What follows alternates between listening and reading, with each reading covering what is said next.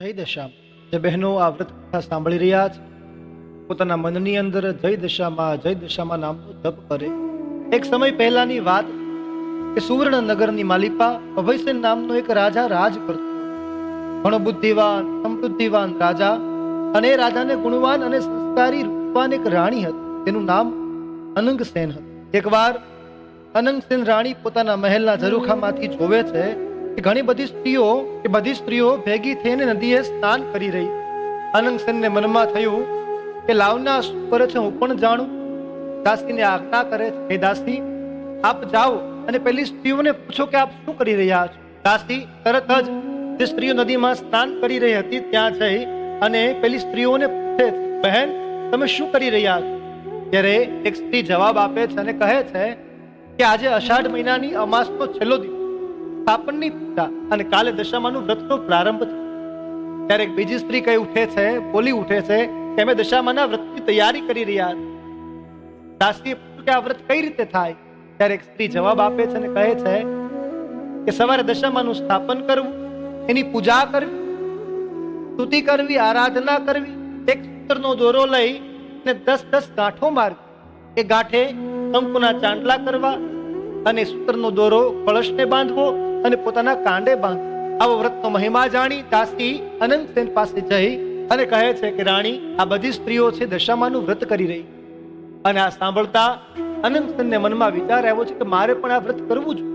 પણ રાજા અભિમાની છે, હું ઘણી વાર સમજાવું, સમજતા નથી. પણ લાવ છતાં એકવાર વાત રાણી રાજા પાસે જઈ અને કહે છે કે રાજન સ્વામી, હું દશામાનું વ્રત કરું. ત્યારે રાજા અભિમાનથી કહે છે કે આ બધા વ્રત તો ગરીબ લોકો કરે અને આપણે શું ખોટ? આપણે મહેલમાં હાથી, ઘોડા, ધન, ઝવેરાત બધું જ આપણી પાસે, તો આપણે શી ખોટ? રાણી આ વાતથી નારાજ થઈ, રિસાઈ જેમાં વગર પોતાના શયનખંડમાં જઈને સૂઈ ગઈ. સવાર પડતાની સાથે જોવે તો બધે જ માં ફરી વળ્યા. ન રાજાના રાજપાટ, ન કાંઈ ધન, ન કાંઈ દોલત, ન કાંઈ અન્નનો દાણો. રાણી કહે છે કે હવે આપણી ખરાબ દશા બેઠી, માટે હવે આપણે અહીંયા રહેવું યોગ્ય નથી. ચાલો આપણે અહીંયાથી નીકળી જઈએ. અભયસેન અને અનંગસેન બંને રાજા રાણી પોતાના રાજ ઉપરને લઈ અને ત્યાંથી નીકળે છે અને રસ્તામાં ફૂલવાડીમાં જઈને બેસે છે. ત્યાં બેઠતાની સાથે જ જે કાંઈ બગીચો હતો એ બધું જ સુકાઈ ગયો છે. આ જોતાની સાથે રાણી કે હવે આપણે આ રાજ્યમાં રહેવું આપણા માટે યોગ્ય નથી, ચાલો આપણે જઈએ. રસ્તામાં જતા જતા કુંવરને ભૂખ લાગી તો પોતાની બહેનપણીનું ઘર આવે છે. એટલે રાણી ત્યાં જઈને બહેનપણીને કહે છે કે બહેન, મને બટકું રોટલો ખાવા આપીશ? ત્યારે એની બહેનપણી કહે છે કે જા જા કારણ તને હું બટકું રોટલો આપ. આવા કટુ વચન સાંભળી રાજા અને રાણી ત્યાંથી ચાલી નીકળ્યા. ધીમે ધીમે ચાલતા કુંવરોને તરસ લાગે એટલે રાણી બંને કુંવરોને લઈને વાવમાં પાણી પીવડાવવા જાય છે. એ તો દશામાએ બંને પુત્રને ખેંચી લીધા છે અને વિલાપ કરતી કરતી આવીને રાજાને કહે છે કે હે રાજન, આપણા બંને પુત્ર વાવમાં પડી ગયા. ત્યારે રાજા કહે છે કે હે રાણી, આપ વિલાપ ના કરશો, જેણે આપ્યા છે એને લઈ લીધા છે. આગળ ચાલતા પોતાની બહેનનું ઘર આવ્યું. રાજાને કીધું કે આ તો મારી બહેનનું ઘર છે, અહીંયાથી નીકળ્યા હોય તો મારી બહેનને મળ્યા વગર ન જવાય. સિપાહીને આજ્ઞા આપી કે આપ જઈને કહો કે આપના ભાઈ અને ભોજાઈ આવ્યા છે. બહેનને સમાચાર મળતા બહેન કહે છે કે મારો ભાઈ આવી રીતે? નક્કી કઈક કષ્ટ પડ્યું છે, નકર મારો ભાઈ આ રીતે ન આવે. એને સારું હોત તો એ હાથી ઘોડા પાલખીને ન આવે. પણ બેને મનમાં વિચાર, કાંઈ વાંધો નહીં. પણ બેને એક ઘડાની અંદર અને એક સોનાનું સાંકળું આપ્યું અને એ માટલું લઈને સિપાઈ જેવું જ માટલું લઈ અને રાજાના હાથમાં આપે છે અને રાજા ખોલીને જોવે તો સુખડીની જગ્યાએ કોલસા મળ્યા છે અને એ સાંકળાની જગ્યાએ સાપ મળ્યો છે. ત્યારે રાજા મનમાં કહે છે કે મારી માની ભણેલી બેન મને મારવાનું કાવતરું ન કરે. રાજા મનમાં વિચારે છે કે આ દશામાના આ દશામાના કારણે જ થાય. પાટલાને ભોમા ભંડાર્યું. આગળ ચાલતા એક ચીબડાની વાડી જોવે છે અને રાણી ખેડૂતને કહે છે કે ભાઈ, અમને એક ચીબડું આપશો? ખેડૂત એક ચીબડું આપ. ખાવાનો વિચાર કરતા સંધ્યા સમય થઈ ગયો, સૂર્યનારાયણ અસ્ત થયા. રાજા રાણીનો એવો નિયમ કે સૂર્યાસ્ત થાય પછી ખાવું. ત્યાં એક બાજુ આરામ કરવા માટે રોકાય છે અને એવું થાય છે કે ચીબડાને ત્યાં બાજુમાં ખાટલા ઉપર મૂક્યું છે અને એક બાજુના રાજ્યમાંથી એક રાજાનો કુંવર છે, એ રિસાઈ અને ક્યાંક જતો રહ્યો છે. એની શોધખોળ માટે સિપાહીઓ નીકળ્યા અને સિપાહીઓ ત્યાં આવી ચડે. દશામાના કોપના કારણે પેલું જે ચીબડું હતું એ કુંવરનું મસ્તક બની જાય.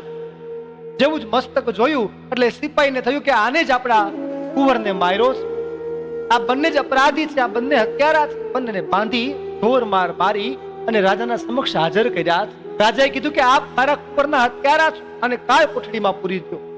વિચાર તો કરો, માની કેવી કૃપા, હે માનું કેવું કોપાયમાન પણ કે જે મહેલોના વાસી હતા તે આજે જેલના વાસી થઈ ગયા.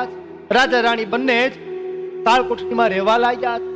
આ બાજુ શ્રાવણ મહિનો શરૂ થતા રાણીએ દશામાનું વ્રત લીધું છે અને એમ કહેવાય કે જ્યાં જેલનો ઉપરી ભાગનો જે કાર્ય કરતા સિપાઈ હતો એ ઘણો દયાવાન, ભક્તિવાન, ધર્મિષ્ઠ હતો. રાણીએ અરજ કરી એટલે એ સિપાઈએ બધા વ્રતની સગવડ કરી આપી. રાણીએ દશામાનું વ્રતનો પ્રારંભ કર્યો છે. 10 દશામાની ક્ષમા માગી છે, માફી માગી છે અને 10 દિવસ પૂરા થયા એટલે રાણીએ સિપાઈને કીધું કે મને 10 મુઠ્ઠી ઘઉં લઈ આપો. ત્યારે સિપાઈએ 10 મુઠ્ઠી ઘઉં આપ્યા અને એને માટીમાં ભેળવી દશામાની સાંઢળી બનાવી. 10મા દિવસે સાંઢળીને સાચવી રાખી છે અને રાજાને પોતાના હાથે જમાડે. રાજન જેવો કોળિયો મોઢામાં મૂકવા જાય તો 2 હાથે દશામાને પ્રાર્થના કરે છે કે હે માં, મારી ભૂલ થઈ ગઈ, મારી ક્ષમા થઈ ગઈ, હે માં મને માફ, હું આપનો અપરાધી. દશામાં રાજી થયા અને આ બાજુ રાણી જેવી જ સવારમાં 4 વાગ્યાની સાથે નદીમાં સાંઢળીને પધરાવા જાય છે તે જ સમયે સવારે 4 વાગ્યાના પહરમાં રાજાને સ્વપ્ન આવે અને કહે છે કે હે રાજન, તે બંને રાજા રાણીને બંધક કર્યા છે, સાવ નિર્દોષ છે, એ તારા કુંવરના હત્યારા નથી. તારો કુંવર તો એના મોહાળમાં એ લીલા લહેર કરે છે અને સવાર પડતાની સાથે તારો કુંવર આવી જશે.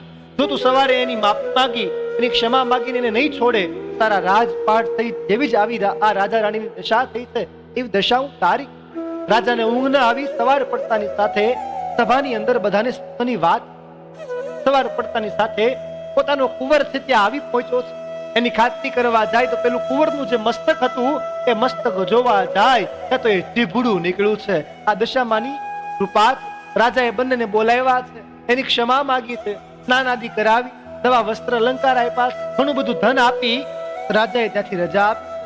પોતાના ઘર તરફ પરત વળતા પોતાની બેનનું ઘર આવે છે અને પેલું માટલું યાદ આવે છે અને માટલું ભોમાંથી કાઢીને જોવે તો અંદર સરસ મજાની સુખડી છે, સોનાનું સાંકળું છે.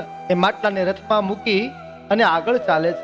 જેવા ત્યાંથી આગળ નીકળ્યા તો દશામાં મનમાં વિચારે છે કે રાજાના કુંવરો બંને મેં લઈ લીધા, હવે મારે પાછા કઈ રીતે આપવા. બંને દીકરાઓની આંગળીઓ પકડી, રાજકુંવરની આંગળી પકડી દશામાં કહે છે કે ભાઈ રથ કોરા. આ બંને દીકરાઓ રસ્તો ભૂલો પડ્યા છે. રાજન માને ઓળખી ગયો છે કે માં, એ દશામાં મને ક્ષમા કરો. ત્યારે માં કહે છે કે રાજન, તને આજ તારી ભૂલનું જ્ઞાન થયું એટલા માટે યાદ રાખજે, હવે કોઈ પણ દેવી દેવતાઓના વ્રતને અપખોડતો નહીં, કોઈની અવગણના નહીં કરતો. ત્યાંથી રાજન આગળ ચાલે છે, પોતાના પુત્રોને રથમાં બેસાડ્યા છે. જેવા જ આગળ ચાલ્યા તો પેલી રાણીના બેનપણીનું ઘર આવે છે. રાણી દોડતી દોડતી એની બેનપણીને મળવા જાય છે અને કહે છે કે આવો મારા ઘરે જમવા. ત્યારે રાણી કહે છે કે હે બેન, જ્યારે મારે જરૂર હતી ત્યારે તે મને બટકું રોટલો પણ નથી આપ્યો, હવે તું મને જમવાનું કહે છે. તે મને કટુ વચન કીધા. રાજન, તમે રથ આગળ ચલાવો. એમ રાજનને કઈ રથ આગળ ચલાવે. જેવું જ પોતાનું રાજ્ય દેખાતા ગામના લોકો, રાજ્યના લોકો વાજતે ગાજતે રાજા રાણીનું સ્વાગત કરવા આવ્યા છે. રાજા રાણીને રાજપાટ પરત મળ્યા છે. રાણીએ 5-5 વર્ષમાં ભગવતીની આરાધના કરી, દશામાની સ્થાપના કરી છે, પૂજા કરી અને રૂપાની સાંઢળી નદીમાં પધરાવી અને માનું ઉજવણું કર્યું છે, માના વ્રતનું ઉજવણું કર્યું છે. બ્રાહ્મણને દાન દક્ષિણા આપીને વ્રતની પૂર્ણાહુતિ કરી. હે માં દશામાં, જેવા આપ આ બધાને ફળ્યા છો, આપ સર્વને ફળ્યા છો, એવા અમને ફળજો, અમારું કલ્યાણ કરજો, લોકોનું કલ્યાણ. જો આપને આ કથા ગમી હોય તો આપ મારી ચેનલને સબસ્ક્રાઇબ કરજો, શેર કરજો, લાઈક કરજો, કોમેન્ટ કરજો ને લોકોને પહોંચાડજો. હું આપનો આચાર્ય સાગર ઋષિ જોશી આપ સર્વને મારા જય શ્રી કૃષ્ણ. રાધે રાધે.